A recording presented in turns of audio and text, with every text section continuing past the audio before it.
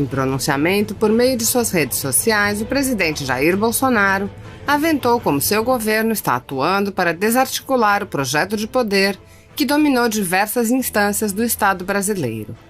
Neste contexto, o presidente frisou como sua estratégia de utilizar nomeações técnicas tem contribuído para sanar este problema em sua origem.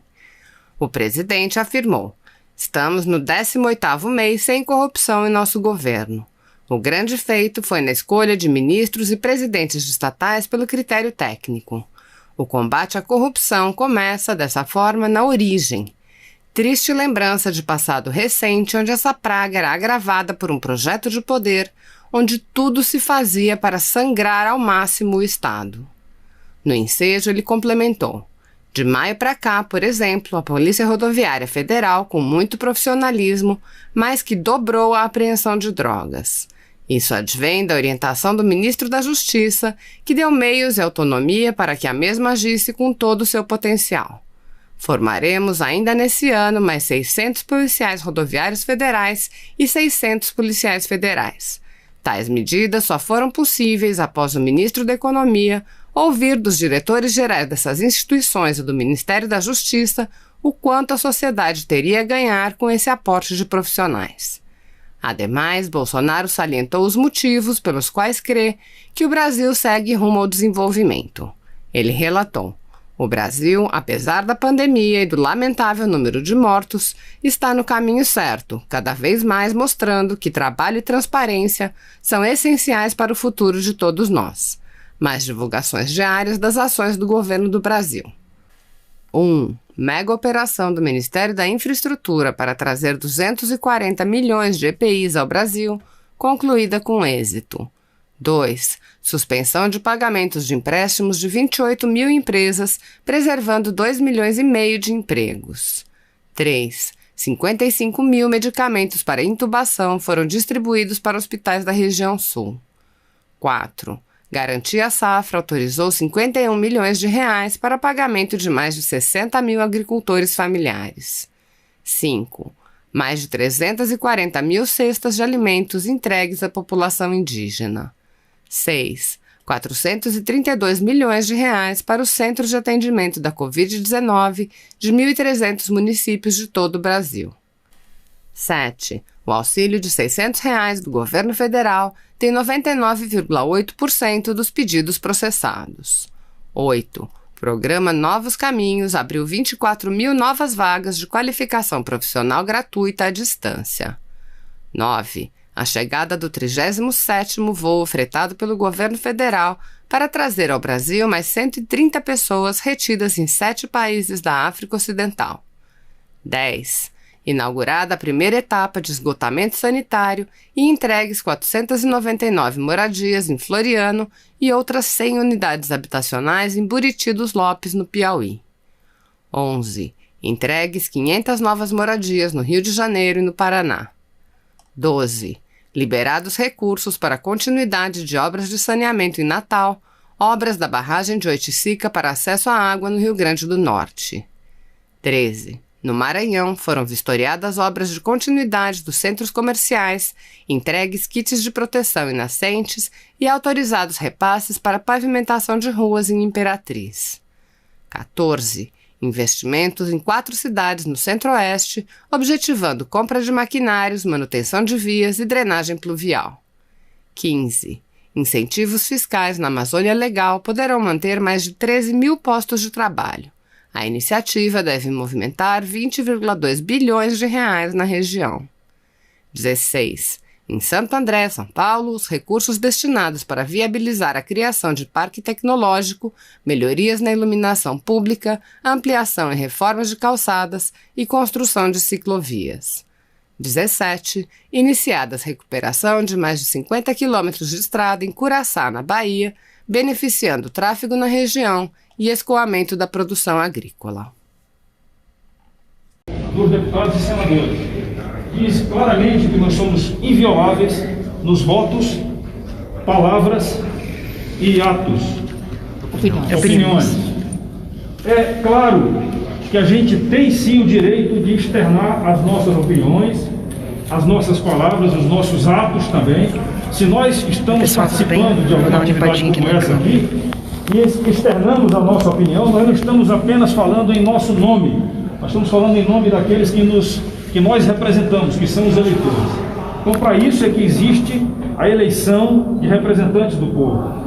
E exatamente em função disso daí, para terem uma ideia, nesse momento a gente está discutindo, eu estou com 2 volumes aqui, que são as minhas razões de defesa que estamos apresentando à Procuradoria-Geral da Câmara, assim como a deputada Bia também tem as dela, e vários outros deputados, porque tivemos um sigilo bancário quebrado, acusados de estarmos apoiando manifestações antidemocráticas. Nada a ver com isso daí. Primeiro que não apoiamos, e se tivéssemos apoiado, teríamos todo o direito, assim como cidadãos, não somente como deputados. E a acusação de que a gente fez uso de verba parlamentar, de verba pública, para a divulgação da atividade parlamentar, também é uma coisa apurada, porque todos têm essa verba, ela está legal, ela está legalizada, reconhecida, e não tem motivo de estarmos sendo atacados. A agressão que é feita à Câmara dos Deputados e ao Senado Federal com esse inquérito 4828, ela precisa ser contestada, porque ela pode ser o começo de muitas coisas. A gente tem preocupação quanto a isso, e a nossa liberdade de expressão, ela precisa continuar acontecendo. E lembrando que nós também tivemos o cerceamento da liberdade de imprensa, quando alguns blogs, que é a mídia não tradicional, também tiveram seus materiais apreendidos e estão impedidos de fazer uso da palavra, externando aquilo que as pessoas que assistem a eles, elas possam ouvir e ver o que eles estão fazendo. Então a gente precisa sim ter muito cuidado com isso, e mais preocupação agora, deputada Bia, com o PL das fake news, esse PL 2630 que está chegando aqui na Câmara, que já chegou na Câmara, e que a gente tem uma preocupação sim, porque ele pode cessear a nossa liberdade de expressão, não somente do deputado, dos brasileiros como um todo. A Constituição existe para isso, a gente precisa fazer com que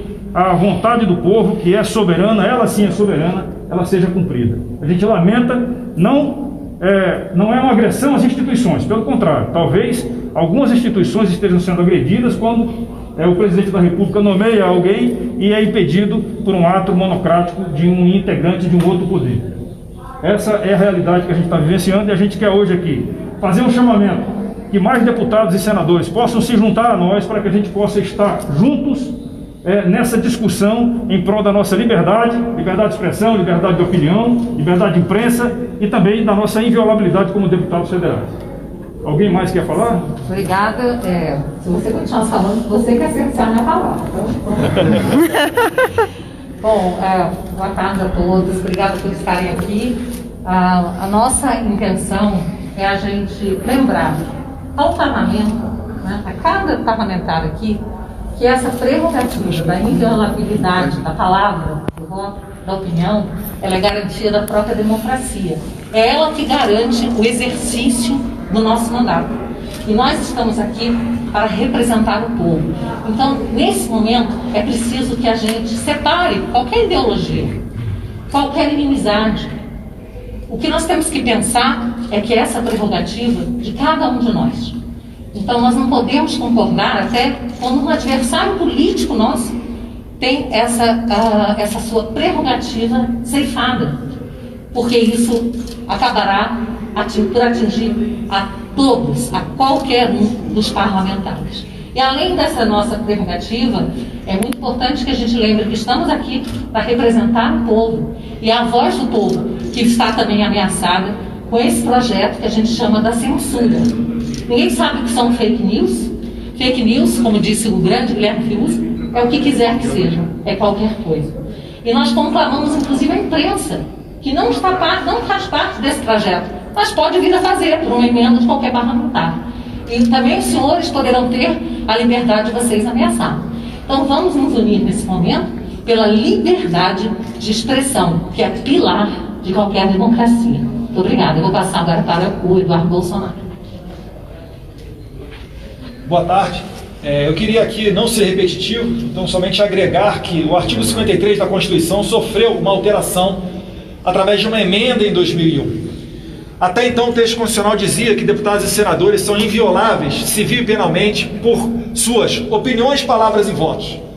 Para que não houvesse qualquer tipo de dúvida, essa emenda acrescentou a palavra quaisquer. E hoje temos o texto que todos os deputados e senadores são invioláveis civil e penalmente por quaisquer opiniões, palavras e votos. Mais claro do que isso, meus caros, impossível. E a única arma que nós temos à nossa disposição para poder trabalhar através da outorga que nos foi dada através do voto popular é a nossa fala. Não faz qualquer sentido esse inquérito sobre manifestações antidemocráticas que está atingindo nós aqui dentro do Congresso. E outra coisa, a gente pede sim, porque essa é uma causa institucional suprapartidária, a gente tem que ter o apoio da Procuradoria da Câmara. Eu lamento que o presidente Rodrigo Maia, que ele não seja uma voz mais expressiva diante da quebra de sigilo de 10 parlamentares. 11. E os 11 parlamentares, perdão, obrigado, Carla. Isso daqui, não se enganem, amanhã vai para cima de vocês da imprensa. A deputada Bia falou muito bem sobre o PL 2630. Está se criando uma atmosfera em que o projeto de lei vai cercear a liberdade de expressão e está sofrendo críticas da direita, da esquerda, do Facebook, de órgãos de imprensa. Mas eu gostaria de ver mais apoio em relação a esse sentido. Óbvio que nós temos nossa diferença. Vocês sabem que eu sou um crítico de boa parte da imprensa. Mas eu não quero de maneira nenhuma ganhar essa guerra calando os senhores. Vamos para o debate. Agora, como é que a gente vai poder debater e melhorar as políticas da nossa sociedade se eu estou com medo de falar uma coisa e ser preso? Ou se o internauta, como por exemplo o Oswaldo Eustáquio, que faz um trabalho jornalístico, se ele fala alguma coisa e ele é preso?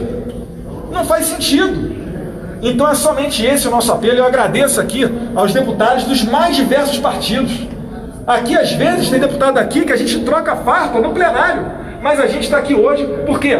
Porque nós somos maduros o suficiente para entender que numa democracia o direito à liberdade de expressão tem que valer, tem que viger, independentemente da vontade de uma ou outra autoridade. Então passo a palavra aqui a quem desejar fazer uso da palavra. Santinho, Hildo, Vai lá, Santinho. Pedro Lucas, Paulo Eduardo Martins, Nivaldo. Pode. Boa tarde a todos e a todas. Esse é um momento que pede que a gente faça uma grande reflexão sobre o que vem acontecendo em nosso país. Não tem espaço para nós sairmos da crise que estamos passando, diminuindo a importância de qualquer um dos pilares dessa democracia. E quando eu digo qualquer um, é qualquer um mesmo. Poder executivo, poder legislativo e poder judiciário. Nós não estamos aqui atacando a instituição. O que nós estamos falando é de comportamento. A ninguém pode ser dado o direito de manchar a imagem de uma instituição a partir do ato dos seus integrantes. E nós, do Parlamento, nós que recebemos a procuração para trazer a voz daqueles que estão clamando por justiça, estamos aqui hoje dando total apoio a esse ato que está sendo promovido pelo deputado General Girão, pela deputada Bia Kiss e por todos aqueles que se sentiram injustiçados nesse processo. Nós não vamos abrir mão de defender as prerrogativas desta casa e também de lutar pela nossa democracia. Paulo. Quem mais?